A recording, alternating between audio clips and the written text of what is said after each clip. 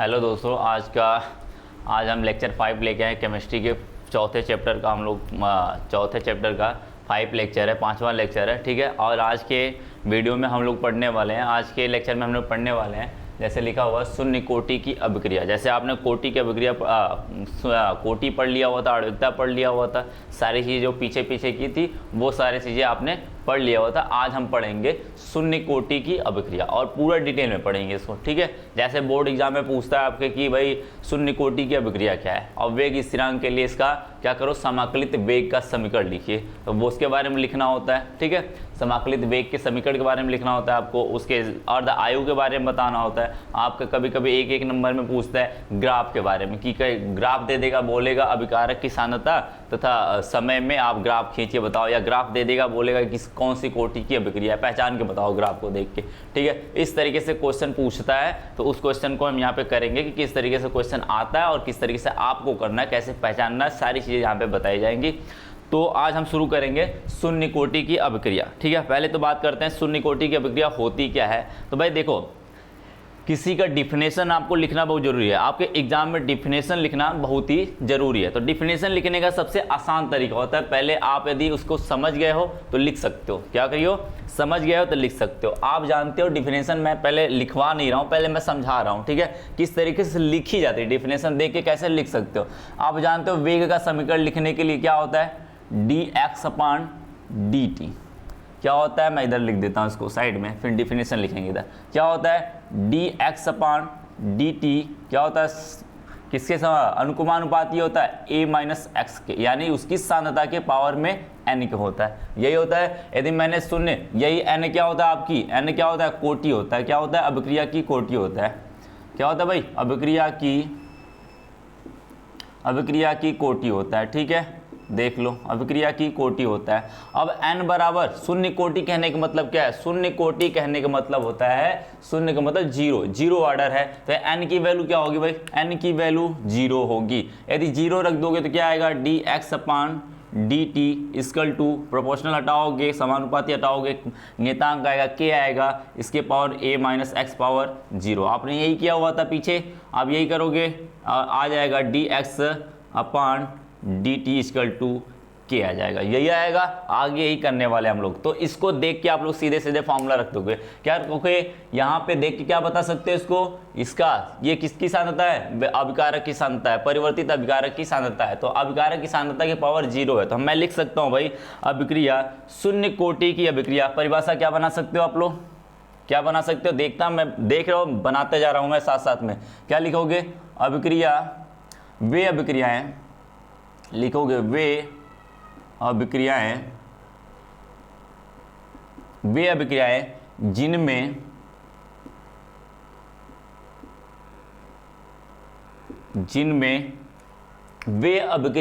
जिनमें अभिकारक की सांद्रता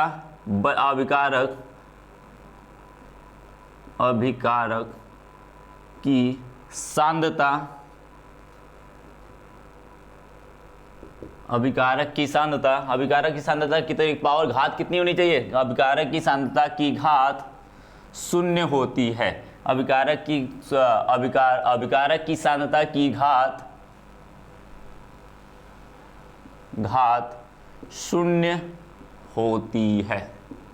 याद करने की जरूरत है नहीं, देख के लिख लोगे आप। एक बार समझ गए, लिखना समझ गए, तो आप लोग डिफिनेशन भी बना सकते हो। कैसे लिखोगे, dx/dt के बराबर k इंटू a-x पावर 0, यानी a-x क्या है, अभिकारक की सांद्रता। तो मैं कह सकता हूँ वे अभिक्रिया जिनमें अभिकारक की सांद्रता की घात 0 होती है, अर्थात क्या लिख सकते हो, अर्थात यदि मैं ऊपर की बात करूं, इसको हटा दूं तो ये क्या कहेंगे, यानी कि यहाँ पे 0 होना चाहिए था, 0 होना चाहिए, तो मैं कह सकता हूं कि अर्थात क्या लिख सकते हो भाई, अर्थात अभिक्रिया के वेग में, अभिक्रिया का वेग, अर्थात अभिक्रिया का वेग अभिकारक की सांद्रता पर निर्भर नहीं करता। तो लिख सकते हैं अर्थात अभिक्रिया का वेग अभिकारक की सांद्रता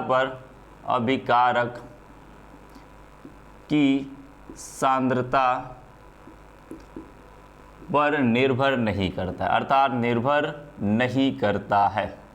नहीं करता है। समझ गए, क्या करता है, निर्भर नहीं करता है। उसी को क्या कहते हैं, वह अभिक्रिया क्या कहलाती है, वह अभिक्रिया, लिख सकते हो वह अभिक्रिया शून्य कोटि की कहलाती है। शून्य, वह अभिक्रिया शून्य कोटि की अभिक्रिया कहलाती है। समझ गए, अभिक्रिया कहलाती है। समझ गए बातें। क्या लिखना था भाई, आपने इसको लिख लिया तो ये भी फॉर्मूला आप डेफिनेशन लिख सकते हो आसानी से। क्या करेंगे कि क्या होता है, पावर अभिक्रिया के वेग का समीकरण लिखोगे dx/dt समानुपाती a माइनस एक्स पावर 0, यही होगा शून्य के लिए। n की वैल्यू होती है, शून्य होगा 0 लिख देंगे। तो क्या लिख सकते हैं कि अभिक्रिया वे अभिक्रिया जिसके पावर क्या होता है, अभिकारक की सांद्रता क्या होती है, अभिकारक की सांद्रता शून्य होती है, या फिर कह सकते हैं, अर्थात कह सकते हैं, या फिर दूसरे शब्दों में कह सकते हैं अभिकारक का वेग अभिक्रिया की सांद्रता पर निर्भर नहीं करता है। dx/dt क्या है, अभिकारक का वेग, सॉरी अभिक्रिया का वेग है, अभिक्रिया का वेग अभिकारक की सांद्रता पर निर्भर नहीं करता है। उस अभिक्रियाओं को हम लोग क्या कहते हैं, शून्य कोटि की अभिक्रिया कहते हैं। समझ गए। अब हमें शून्य कोटि की अभिक्रिया तो समझ गए, शून्य कोटि की अभिक्रिया समझ गए। अब आपको पढ़ना क्या है, अब समाकलित वेग समीकरण पढ़ने। क्या पढ़ने, समाकलित वेग समीकरण किसके लिए, शून्य कोटि के लिए। किसके लिए, शून्य कोटि के लिए समाकलित वेग का समीकरण पढ़ना है आपको। तो भाई चलो शुरू करते हैं समाकलित वेग का समीकरण। क्या करते हैं, समाकलित वेग का समीकरण। ऐसे भी लिखता है, कभी कभी आपको सीधे सीधे क्वेश्चन कैसे पूछता है। देखो पहली बात मैं बता दूं कि क्वेश्चन कैसे पूछता है आपके बोर्ड एग्जाम में। कहता है, क्या कहेगा कि शून्य कोटि की अभिक्रिया के लिए वेग स्थिरांक का मान बताइए। क्या कहेगा, वेग स्थिरांक का मान बताइए। या फिर कह सकता है, इसी शब्द को दूसरे शब्द में बोल सकता है कि शून्य कोटि अभिक्रिया के लिए वेग समीकरण का व्यंजक ज्ञात कीजिए। क्या कहेगा, व्यंजक ज्ञात कीजिए। या फिर कह सकता है दूसरे अलग भी शब्द हो सकते हैं, शब्द का ही खेल है, सारी चीजें सेम है, यही चीज होने वाली है, बस शब्द का ही खेल है। क्या कह सकता है, या फिर कभी कभी पूछता है इस तरीके से कि आप शून्य कोटि की अभिक्रिया के लिए क्या बोलेगा, शून्य कोटि अभिक्रिया के लिए वेग समाकलित वेग का समीकरण ज्ञात कीजिए। क्या कहेगा, समाकलित वेग का समीकरण ज्ञात कीजिए। तो वो पूछने का सिर्फ तरीका है, अलग अलग 3 तरीके हो सकते हैं, लेकिन मतलब सबका एक ही है। मंजिल भाई आपकी एक ही है, चलना एक ही तरीके से है, जाना एक ही जगह पे है, लेकिन रास्ते अलग अलग। आपके रास्ते भी वही है, बस कहने का तरीका अलग अलग है। ठीक है, रास्ते भी आपके वही है, बस कहने का तरीका अलग अलग है। ठीक है, तो हम लिख लेते हैं समाकलित वेग का समीकरण। क्या लिख सकते हैं, समाकलित वेग का समीकरण, वेग का समीकरण। ठीक है, या फिर क्या कह सकता है, वो समाकलित वेग का समीकरण बोलेगा, या बोलेगा वेग स्थिरांक का व्यंजक, वेग स्थिरांक का व्यंजक। समझ गए, या फिर बोल सकता है वह वेग स्थिरांक का व्यंजक ज्ञात कीजिए। ठीक है, समझ गए। तो शून्य कोटि की अभिक्रिया के लिए सारी चीजें करनी है, तो लिखना शुरू करते भाई। क्या करते हैं, पहले हम मानते हैं, क्या करते हैं, मानते कोई अभिक्रिया के बारे में। मानते भाई, माना अभिक्रिया क्या है आपकी, क्या अभिक्रिया है, ए है कोई पदार्थ, आपके पास पदार्थ ए था, अभिकारक ए था, वो किस में बदल गया, पी में बदल गया, यानी प्रोडक्ट यानी उत्पाद पी में बदल गया। अब पी में बदला हुआ है तो हम क्या कह सकते हैं भाई, ए क्या है, अभिकारक है। मान लेते हैं t बराबर 0 पर, पहले मैंने लिखना वो सिखाया था, यदि समय 0 है उस समय अभिकारक की सांद्रता क्या होती है, प्रारंभिक सांद्रता होती है। क्या होती है, प्रारंभिक सांद्रता होती है। उस समय वो सबसे अधिकतम होती है, प्रारंभिक सांद्रता जो होती है उस अभिक्रिया में सबसे ज्यादा होती है। क्यों, क्योंकि उस समय कोई अभिकारक अभिक्रिया किया ही नहीं, तो अभिकारक सबसे ज्यादा मात्रा में रहा होगा पूरी अभिक्रिया में। तो क्या कहेंगे, मान के चलते हैं ए था, कितना था, ए था। उस समय उत्पाद कितना बना हुआ है, जब अभिक्रिया शुरू हुई नहीं हुआ है तो उत्पाद कुछ बनेगा क्या, बिल्कुल नहीं बनेगा। तो हम कहेंगे उत्पाद कितना हुआ, 0 बना था, 0 बना था। यही अभिक्रिया मान के चलो उसका समय था वो t समय चल दिया, टी समय बीतने के बाद हम क्या कह सकते हैं, टी समय बीतने के बाद क्या हुआ, इस अभिक्रिया से मान के चलो आपके अभिकारक ए था, उसकी सांद्रता ए थी, ठीक है, स्मॉल ए थी। उस समय कहते हैं कि इसमें से मान के चलो x कमी हो गई, x क्या हुआ, परिवर्तित हो गया, x सांद्रता इसकी परिवर्तित हो गई। यदि परिवर्तित हुआ मतलब कम हो गया, x इसमें से निकालेंगे तो परिवर्तित किसके रूप में होगा, उत्पाद के रूप में। वो क्या बनाएगा, इधर क्या बनेगा, इधर से जितना कम होगा उधर ही इतना बनेगा। बात समझ रहे हो ना, इधर से जितना कम होगा उधर इतना बनेगा, ठीक है, समझ गए बातें। अब कहेंगे क्या कह सकते हैं, इसके लिए अभिक्रिया शून्य कोटि के लिए आपको निकालना है तो क्या सकते हो, अभिक्रिया का वेग लिखेंगे भाई, अभिक्रिया का वेग लिख सकते हो भाई, लिख लो। अभिक्रिया का वेग क्या होता है, dx अपान dt, मैंने पहले ही बताया था dx अपान dt लिख सकते हैं। समानुपाती किसके होगा, अभिक्रिया की जो बची हुई मात्रा यानी परिवर्तित मात्रा है, परिवर्तित मात्रा क्या थी, यही था ना a माइनस एक्स, यही परिवर्तित मात्रा है, या परिवर्तित सांद्रता यही है a माइनस एक्स है, समझ गए। तो लिख सकते हैं a माइनस एक्स पावर क्या होगा, यहाँ पर किसके लिए बोल रहा है, शून्य कोटि की अभिक्रिया के बोल रहा है, किसके लिए, शून्य कोटि के लिए बोल रहा है, तो n की वैल्यू क्या हो जाएगी, 0 हो जाएगी, n की वैल्यू 0 हो गई, 0 लिख लिया मैंने। अब कहेंगे dx अपान dt, अब बराबर लगाएंगे, यहाँ पे समानुपाती का चिन्ह हटाएंगे तो बराबर का चिन्ह लगाते हैं, तो क्या करते हैं भाई, बराबर का चिन्ह लगाते हैं तो एक नियतांक आता है जिसे हम लोग बोलते हैं k, यही होता है आपका वेग स्थिरांक, क्या होता है, वेग स्थिरांक होता है, पहले ही बताया गया था। a माइनस एक्स पावर 0 जो है उसकी वैल्यू क्या होगी, किसी भी संख्या के ऊपर या किसी के ऊपर भी 0 का पावर लगा दोगे, उसके पावर 0 लगा दोगे, वो शून्य हो जाता है, सॉरी 1 हो जाता है, कितना हो जाता है, 1 हो जाता है। तो कहेंगे इसकी वैल्यू कितना हो गई, 1 हो गई, क्या हो गई, 1 हो गई। ये तो हुआ आपका समीकरण, क्या हुआ, वेग स्थिरांक, सॉरी वेग का समीकरण, किसका हुआ, इसी को कहते हैं वेग का समीकरण, क्या कहेंगे, वेग का समीकरण, किसके लिए, शून्य कोटि के लिए, वेग का समीकरण शून्य कोटि के लिए, लिखते रहना भाई, लिखते रहना, शून्य कोटि के लिए, समझ गए, शून्य कोटि के लिए। अब ये वेग का समीकरण किसके लिए, शून्य कोटि के लिए है, शून्य कोटि अभिक्रिया के लिए है, ठीक है।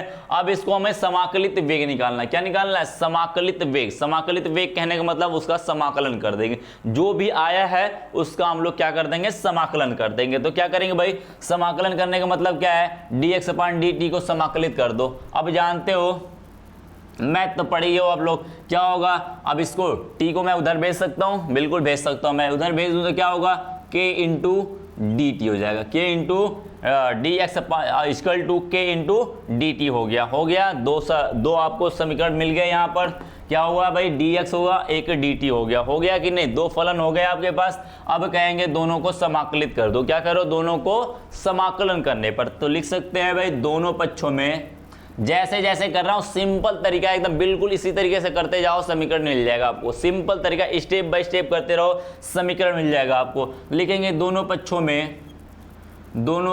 में समाकलन करने पर, क्या करने पर, समाकलन करने पर, समझ गए, समाकलन करने पर, समाकलन कर देते भाई, करने पर समाकलन कर देते हैं। समाकलन का चिन्ह जानते हो, ऐसे लगता है, समाकलन का जो चिन्ह होता है इस तरीके से लगाया जाता है, ठीक है। तो लिख देंगे समाकलित dx इक्वल टू समाकलन k dt हो गया भाई, हो गया, चलो ठीक है, दिख रहा है, चलो ठीक है। अब आ गया था, इधर कर देता हूं मैं, इधर कर देता हूं भाई, ठीक है, आ जाओ भाई। अब क्या हुआ, समाकलन कर दिया मैंने, लिख दिया इसको, क्या हुआ, dx है, dx का जानते हो समाकलन क्या होता है, dx का समाकलन क्या होता है भाई, जिसका फलन होगा उसी वही आ जाएगा। तो क्या आएगा, x का फलन है तो कहेंगे dx का समाकलन क्या होगा, x होगा, क्या होगा, x होगा। अब जानते हो क्या होता है, k क्या है, नियतांक है, k नियतांक है। तो जानते हो जो भी नियतांक रहेगा उसका क्या होता है, वो समाकलन के बाहर आ जाता है, क्या हो जाता है, बाहर आ जाता है, कामा ले सकते हैं। तो लिख सकते हैं k, और आप जानते हो dt का समाकलन क्या होगा, ये फलन किसका है, dt का है, तो हम कहेंगे समाकलन होगा t के रूप में, किसके रूप में होगा, t के रूप में। तो आ जाएगा, क्या आएगा, x equal to k into T, क्या आएगा, x equal to k into T आएगा। यही होता है आपका वेग का समाकलित वेग का समीकरण, समाकलित वेग का समीकरण, समझ गए क्या है, समाकलित वेग का समीकरण है, ठीक है। इस तरीके से निकाल सकते हैं। इसी चीज को मैं बढ़ा सकता हूं, बिल्कुल बढ़ा सकता हूं, किसी एक रूप दूसरे रूप में भी बढ़ा सकता हूं।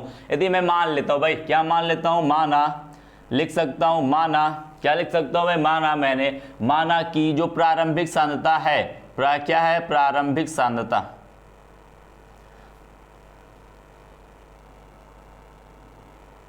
प्रारंभिक सांद्रता, आपने प्रारंभिक सांद्रता क्या माना हुआ है, ए माना हुआ, क्या माना हुआ है, ए को मैं मान लेता हूं ए नॉट मान लेता हूं, क्या मानता हूं मैं, कैपिटल ए नॉट मान लेता हूं, मान सकता हूं भाई, बिल्कुल मान सकता हूं भाई, मानने के लिए तो है, सिर्फ ए को क्या मान सकता हूं मैं, सक्रिय द्रव्यमान ए नॉट मान सकता हूं, सक्रिय द्रव्यमान ए नॉट मान सकता हूं, तथा बची हुई सांद्रता या मात्रा, जो कहना चाहो क्या है भाई, बची हुई मात्रा क्या, सांद्रता क्या है, यही तो है, टी समय बाद यही तो बचा हुआ है, इसके अंदर यही तो बचा हुआ है, तो मैं कह सकता हूं a माइनस जो x था वो किसके बराबर था, क्या सक्रिय द्रव्यमान a के बराबर था, क्या था, सक्रिय द्रव्यमान a कैपिटल A के बराबर था, तो मैं कह सकता हूं भाई सक्रिय द्रव्यमान कैपिटल A मान सकता हूं भाई, इसमें रखने पर। अब क्या करेंगे, समीकरण के ऊपर इन दोनों को ऊपर रखने पर, तो मैं x को कैसे लिख सकता हूं, देखो पहले, अब मैं x को क्या लिख सकता था, क्या लिख सकता भाई, मैं x को लिख सकता हूं, यदि मैं a में से प्रारंभिक सांद्रता में से बची हुई सांद्रता घटाऊं, प्रारंभिक सांद्रता में से बची हुई सांद्रता घटाऊं, तो जितना कमी हुई है वो तो निकल जाएगा, या कितनी कमी हुई है, x की कमी हुई है, क्या कहूं मैं, इसमें से यदि इसको घटाऊं तो क्या बचेगा, ये आ जाएगा अपना परिवर्तित मात्रा घट जाएगा। यदि ना समझ में आया तो इस तरीके से समझ सकते हो, क्या कर सकते हो भाई, जैसे मैं कहूँ आपको 5 रुपये थे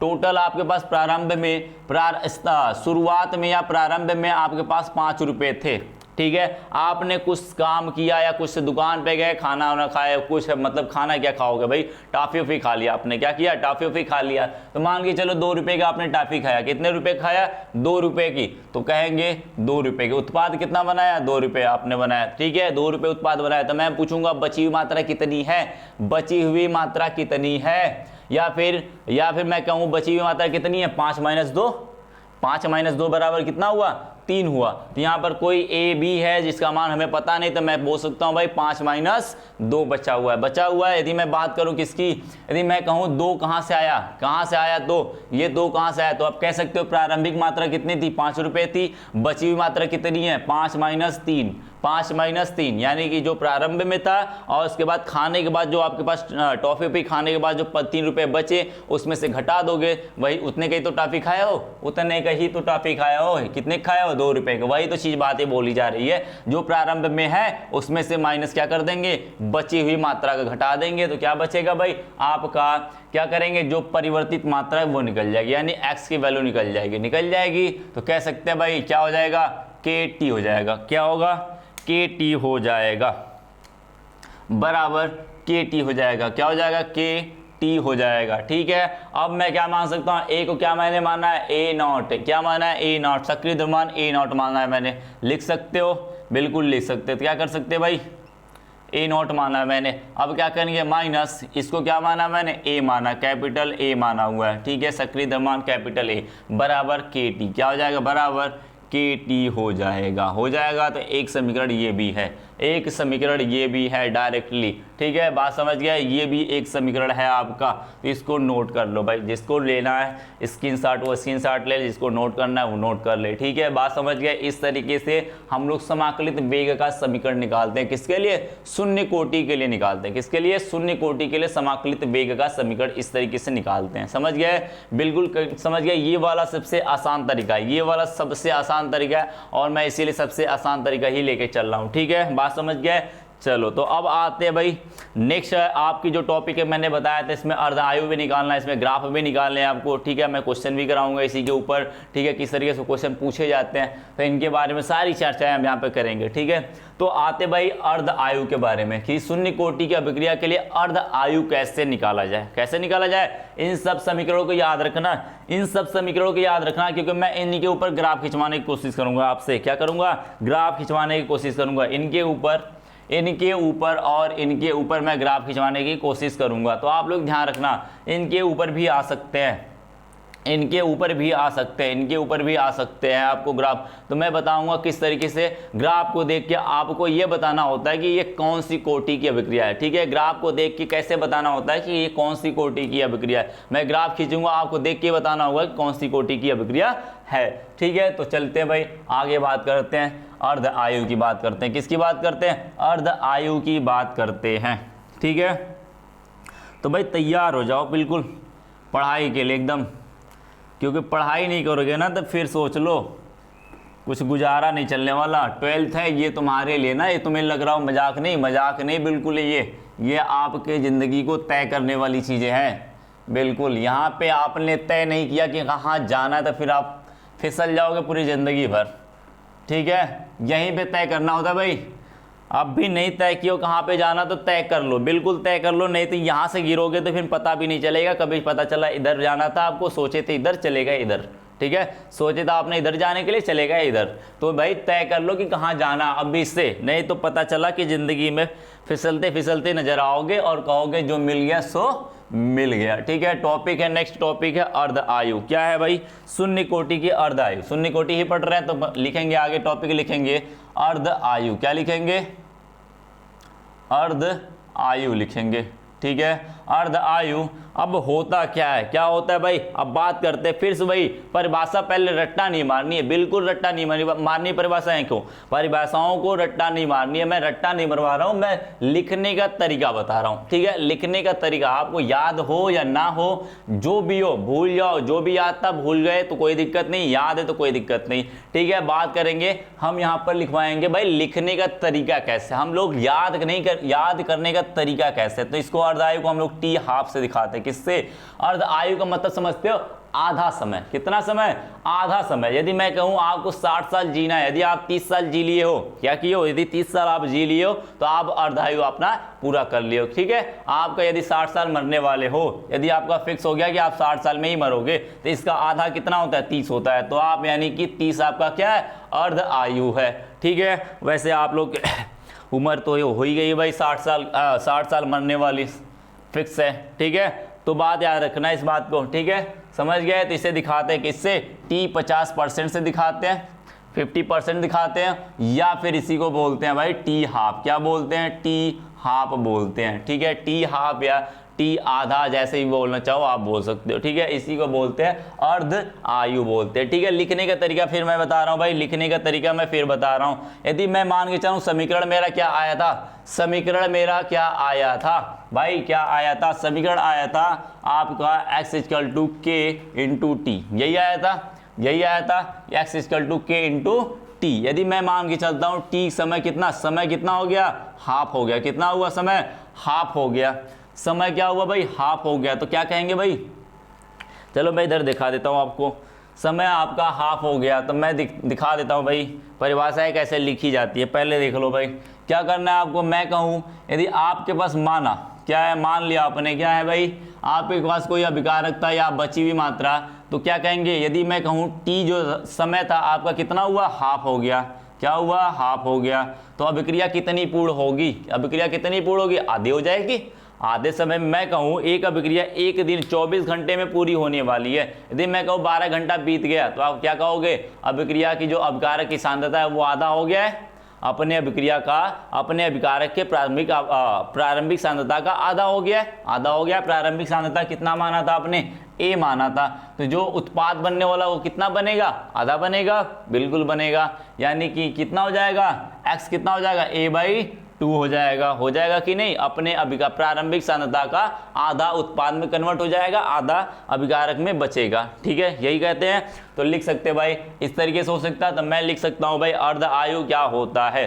तो मैं लिख सकता हूँ, परिभाषाएं लिख सकता हूँ, बिल्कुल लिख सकते हैं भाई अर्ध आयु क्या होता है। तो लिखेंगे अर्ध आयु, या इसी का एक और नाम है अर्ध आयु लोग बोलते हैं, या फिर अर्ध आयु काल बोलते हैं। क्या बोलते हैं? अर्ध आयु काल। काल में जैसे जानते हो, काल का मतलब समय होता है। तो सारी चीज़ें वही है, सिर्फ बोलने का तरीका अलग अलग मैं बता रहा हूँ आपको। फिर क्या लिखेंगे भाई? अर्ध आयु लिखेंगे। क्या लिखेंगे? अर्ध आयु वह समय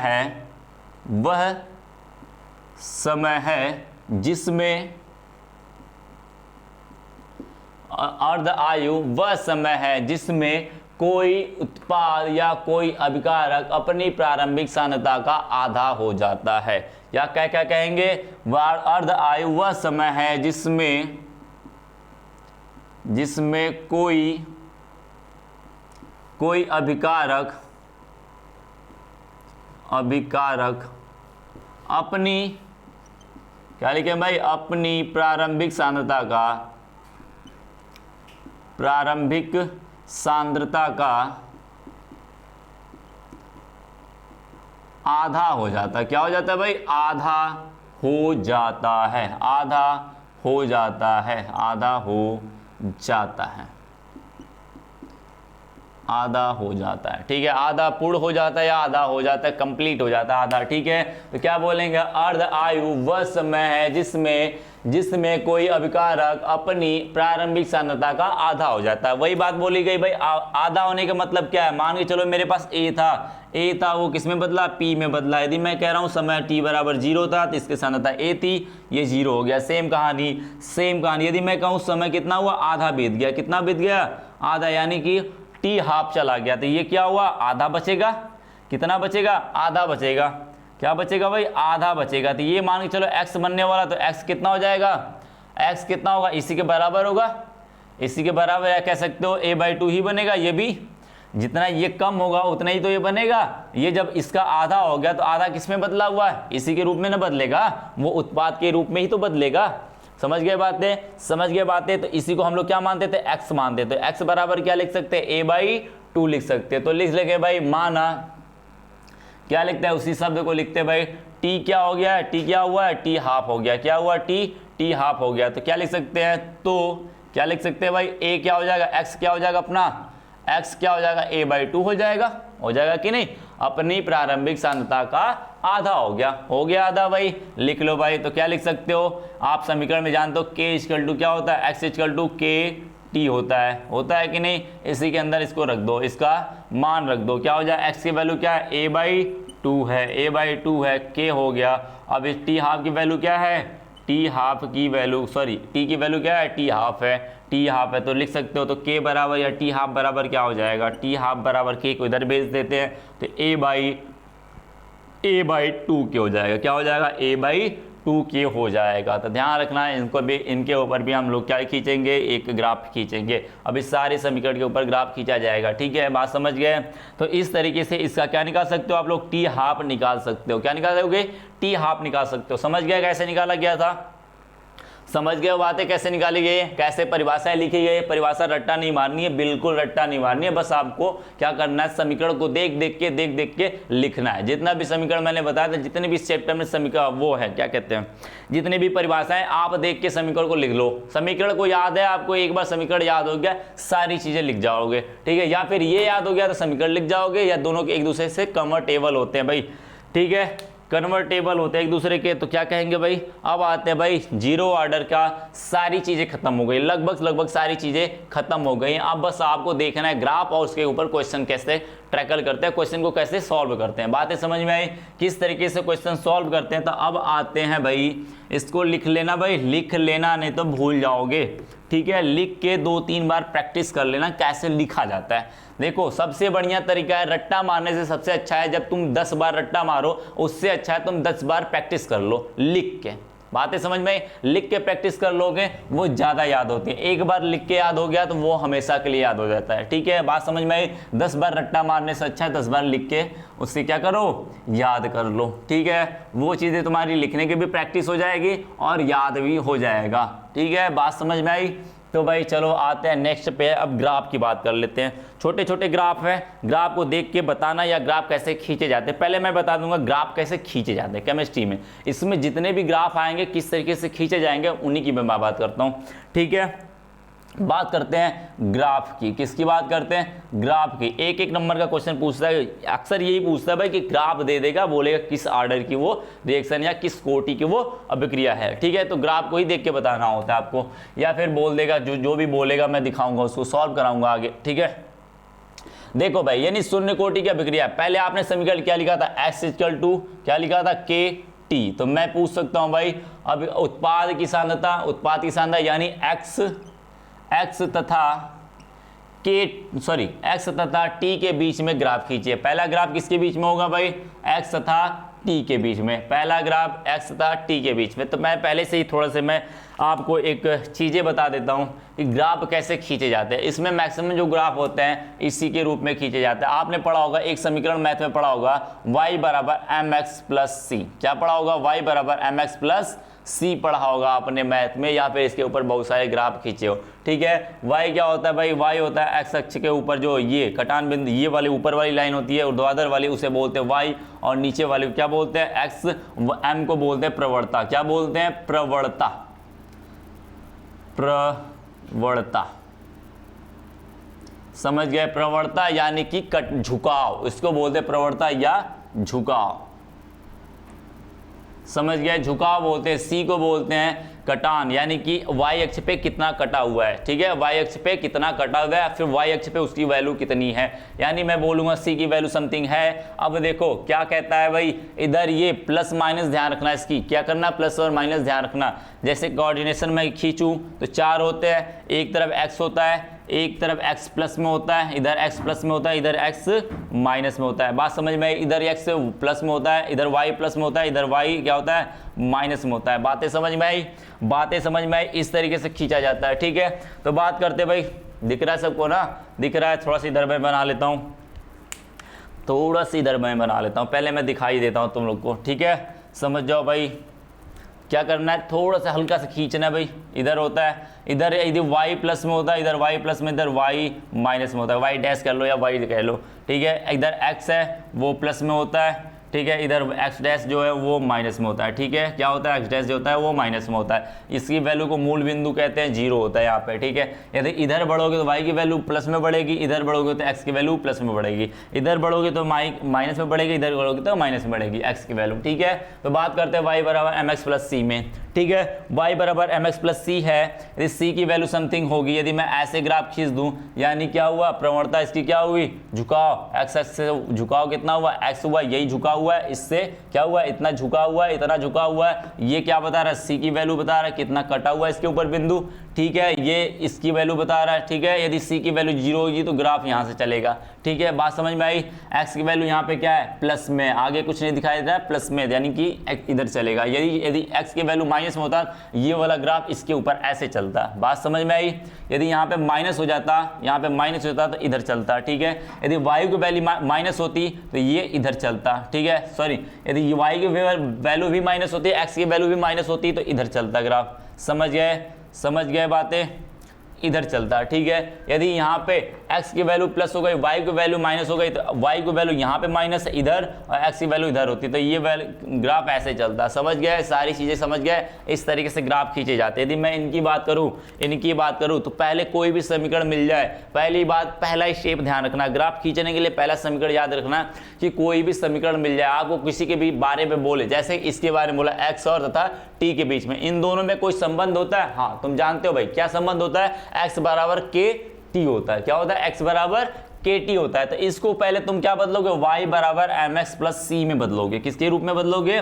y बराबर एम एक्स प्लस सी में बदलोगे। देखो, जैसे y बराबर एम एक्स इसमें बदलना है तो क्या कहेंगे इसको?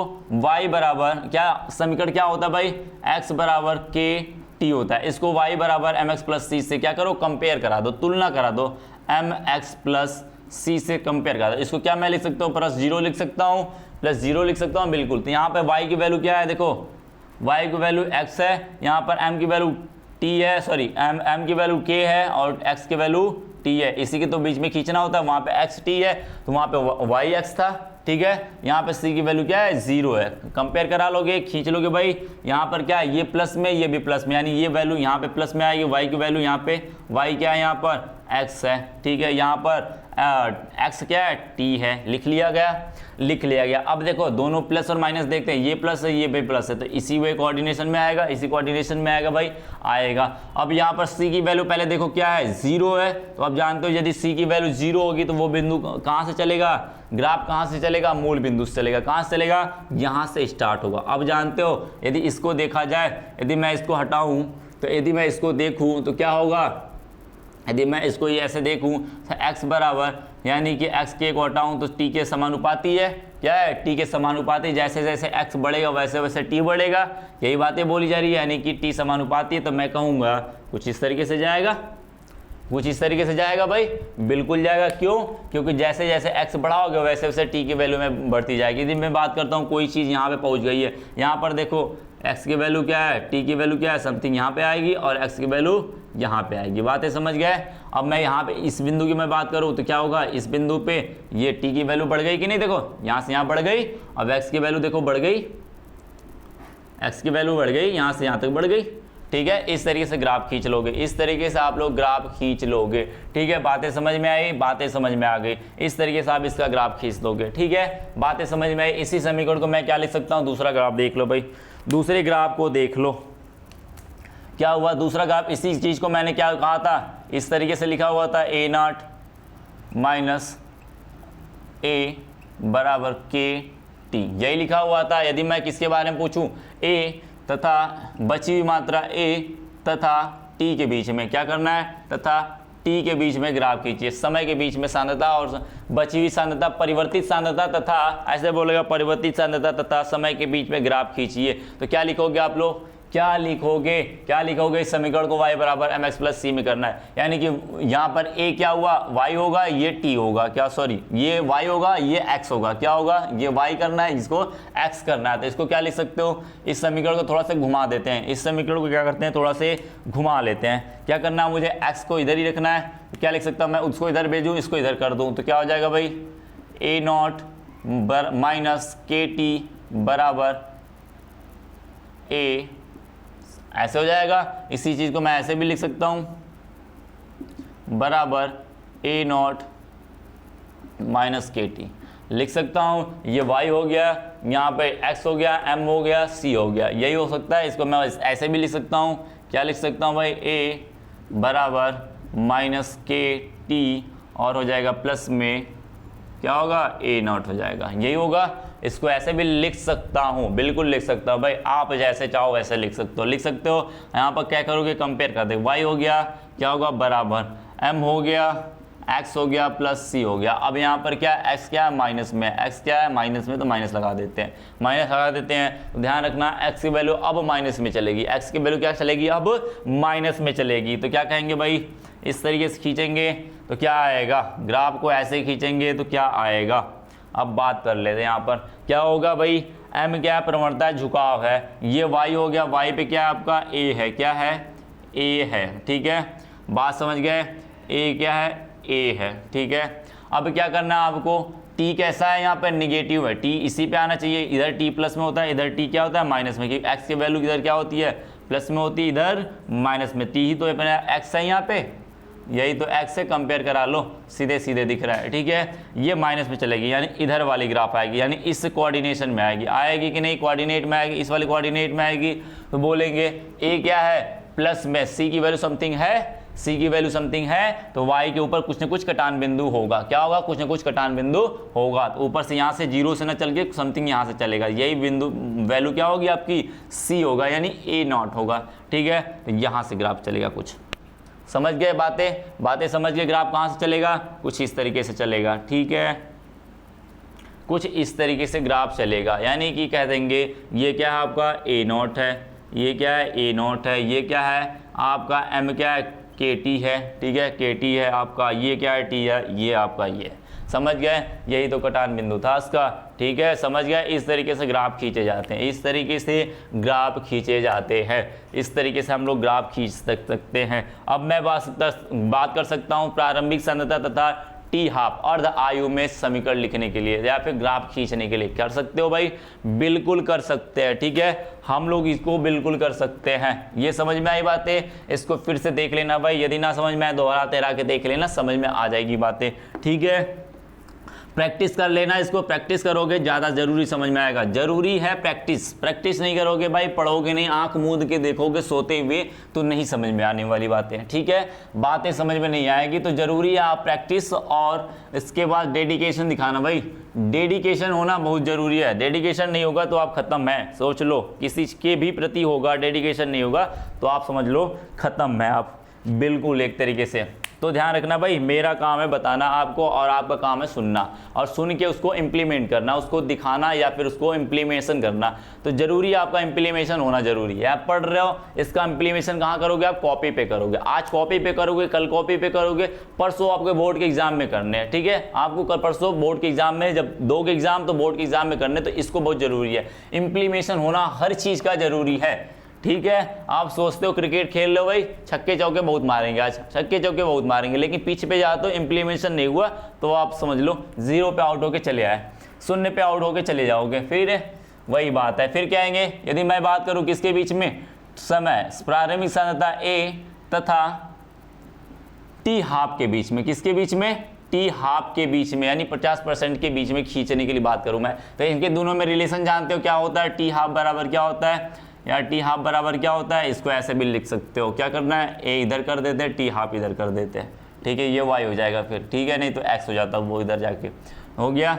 अब टी हाफ बराबर क्या होता है? ए अपान 2k, यही होता है a अपान 2k। इसको y बराबर mx से कंपेयर करा दो, सीधे सीधी बात है, y बराबर mx प्लस c से कंपेयर कर दो। इसको प्लस 0 है, कुछ नहीं, प्लस 0 कर सकते हैं, यानी c की वैल्यू यहाँ पे 0 दिख रही है, m की वैल्यू क्या दिख रही है? 1 अपान 2k दिख रही है। इसको ऐसे भी लिख सकते थे, इसको ऐसे भी लिख सकते थे, 1 अपान 2k इंटू a लिख सकते थे, लिख सकते थे, बिल्कुल लिख सकते हैं। तो क्या हो जाएगा?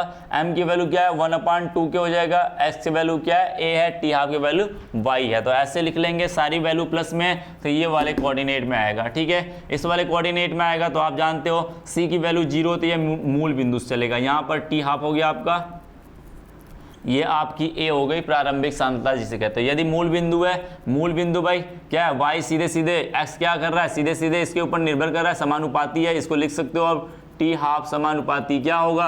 a के, यानी क्या कहेंगे? टी हाफ क्या हो जाएगा? प्रारंभिक सांद्रता के समानुपाती हो जाए, यानी कि सीधे सीधे ग्राफ इस तरीके से भागेगा, प्लेन में भागेगा, ठीक है? सीधी सीधी ग्राफ भागेगा, इस तरीके से आप किसका ग्राफ खींच सकते हो। एक बात ध्यान रखना, इसका एक बात ध्यान रखना, एक क्वेश्चन भाई बड़ा जरूरी आता है। एक क्वेश्चन मैं आपको बता दूं, बोर्ड एग्जाम से लेकर एंट्रेंस एग्जाम सारी चीजों में आता है। बोर्ड एग्जाम में मैंने 2-3 बार देखा इस क्वेश्चन को। क्या बोला है, क्या बोलता है भाई? यदि बोलेगा शून्य कोटि के लिए, ये एक शब्द सुनना ध्यान से, बोलेगा शून्य कोटि के लिए क्या करना है? यदि मैं प्रारंभिक सांद्रता को डबल कर देता हूं, क्या करता हूं? प्रारंभिक सांद्रता को डबल कर देता हूं, तो पूछेगा टी हाफ क्या होगा? टी हाफ क्या होगा? तो क्या होगा भाई? जानते हो, ये होगा भाई टी हाफ। इसको यदि डबल कर दोगे, यदि इसको क्या करोगे? डबल करोगे, यानी 2a कर दोगे, तो ये भी तो सीधे सीधे निर्भर कर रहा है, यानी इसके डबल करोगे तो ये भी डबल हो जाएगा। बातें समझ में आई? ये डबल करोगे तो ये भी डबल हो जाएगा, यानी टी हाफ भी क्या हो जाएगा? डबल हो जाएगा। बात समझ गए? बातें समझ गए? बिल्कुल समझ गए। क्या करना है? यदि इसको डबल कर दोगे ये भी क्या होगा? डबल हो जाएगा। तो इस तरीके से क्वेश्चन भी आता है। तो क्वेश्चन देगा वहां पे डबल हो जाएगा, बोलेगा ऑप्शन देगा आपसे डबल हो जाएगा, मतलब 2 गुना होगा, कोई प्रभाव नहीं पड़ेगा, या बोलेगा 4 गुना हो जाएगा, या फिर बोलेगा इनमें से कोई नहीं। तो या फिर जैसे जिस तरीके से वो क्वेश्चन को डिजाइन करना वो कर लेगा अपना। और आपको ध्यान रखना फिर ये क्या होगा? 0 कोटि का होगा, शून्य कोटि का होगा, वो हमेशा डबल ही होगा। क्या होगा? डबल होगा, या जितने गुना करोगे उतने गुना हो जाएगा। क्यों? क्यों आप जानते हो टी हाफ किसके ऊपर निर्भर करता है? सीधे सीधे a के ऊपर निर्भर करता है। समीकरण आपने अभी देखा हुआ है, यही समीकरण था कि नहीं? यहाँ पर सीधे सीधे निर्भर करता है, यानी कि जितना ये बढ़ाओगे उतना ही ये बढ़ेगा। तो इस बात को ध्यान रखना, इस तरीके से क्वेश्चन पूछे जाते हैं एग्जाम में या फिर हर किसी जगह पे। तो आपका ज़्यादा से ज़्यादा भाई प्रैक्टिस करो, ज़्यादा काम आएगा, ठीक है? मैं एक क्वेश्चन देता हूँ आपको, ठीक है? तो क्वेश्चन को मैं लिख देता हूँ आपको, मैं क्वेश्चन को लिख देता हूँ आपको कि किस तरीके से एक क्वेश्चन है। आप लोग इसको प्रैक्टिस करो, मैं सॉल्व करा देता हूँ उसको। क्या दिया हुआ? शून्य कोटि की अभिक्रिया के लिए दिया हुआ भाई, क्या दिया हुआ है? बात कर लेते भाई, चलो लिख लो भाई, ठीक है? 1 मिनट रुक जाओ। लगभग सारी चीजें आपकी शून्य कोटि की, लगभग ने पूरी तरीके से शून्य कोटि की अभिक्रिया का पूरा खत्म है, ठीक है?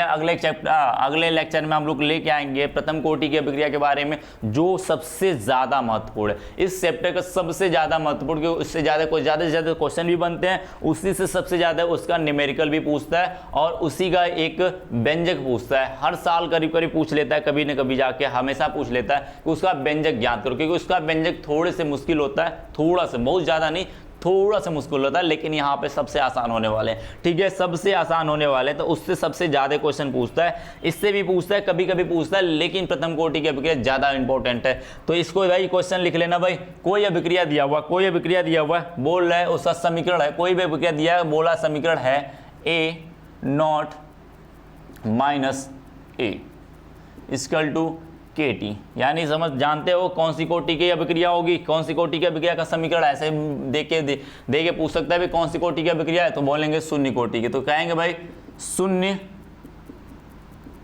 कोटि की अभिक्रिया, क्वेश्चन लिखते रहना भाई, क्वेश्चन लिखते रहना, अभिक्रिया की अभिक्रिया का समाकलित वेग, का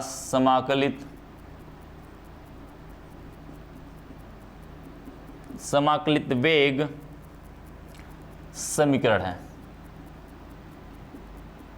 समाकलित वेग समीकरण मैंने लिखा होता, ऊपर नीचे लिखवाया तो सॉल्व भी कराया था इस चीज को, ठीक है। बोल रहा है इसके बाद बोल रहा है यदि ये बोल रहा है 80%, क्या बोल रहा है 80% अभिक्रिया पूर्ण होने पर, अभिक्रिया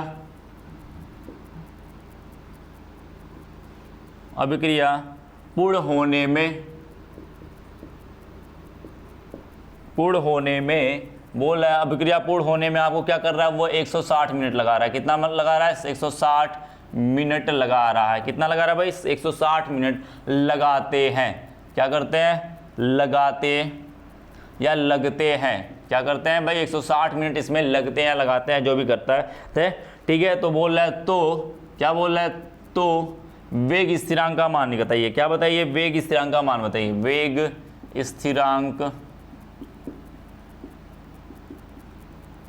मान बताइए। क्या करिए, वेग स्थिरांक का मान बताइए।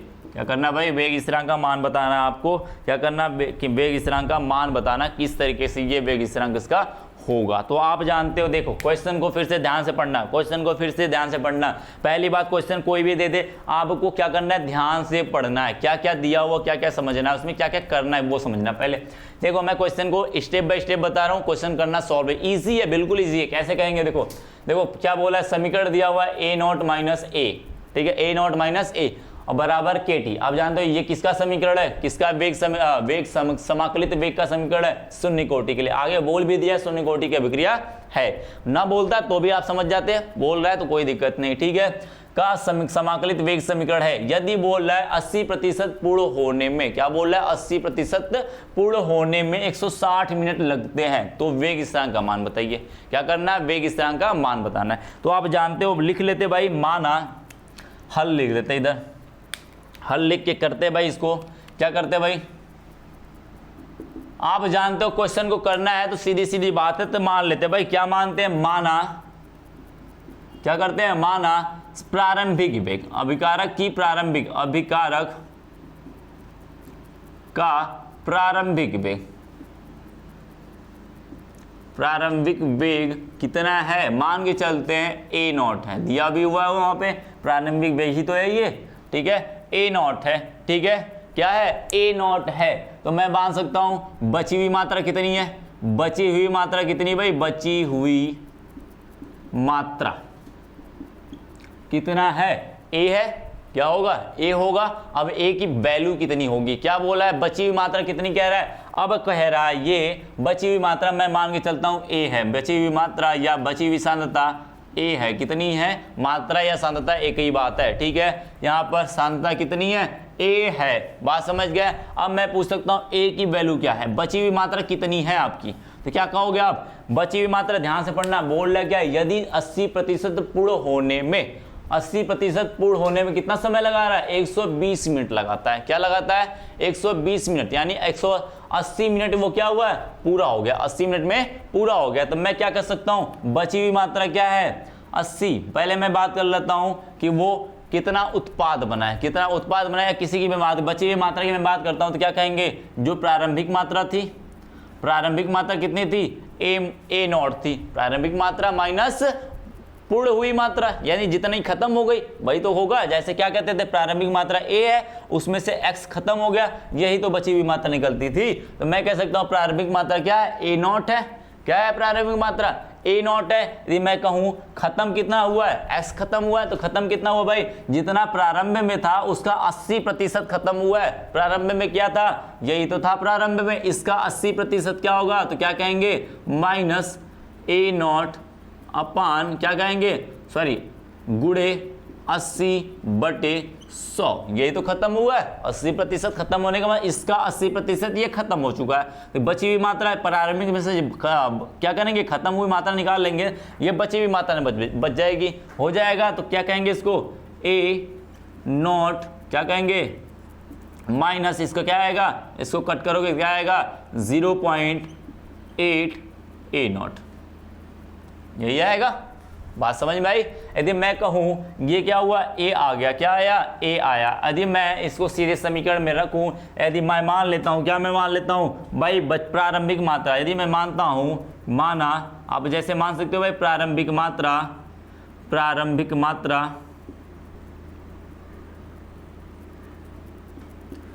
मात्रा कितनी है, ए नॉट है, क्या है ए नॉट है, उसकी वैल्यू 1 है। मैं मान के चलता हूँ कितनी थी, 1 थी। तो इस समीकरण को क्या लिख सकते हो भाई, इस समीकरण को क्या लिख सकते हो, क्या लिख सकते हो, तो क्या लिखेंगे भाई, ये कॉमन हो जाएगा, क्या हो जाएगा कॉमन हो जाएगा, तो 1 ए नॉट, या फिर ए नॉट की सीधे वैल्यू रख दो, क्या होगा 1 लिख दोगे, 1 माइनस 0.1 गुणे 1 हो जाएगा, बराबर क्या आएगा 0.2 आएगा। कितना आएगा 0.2 आएगा, आएगा कि नहीं, बिल्कुल आएगा। ठीक है, ये आ गया ए की वैल्यू, ये आ गया ए नॉट की वैल्यू। तो अब निकाल सकते हो भाई, अब निकाल सकते हो आप लोग, क्या कह सकते हैं, समीकरण जानते हो, समीकरण दिया हुआ तो क्या कहेंगे भाई, ए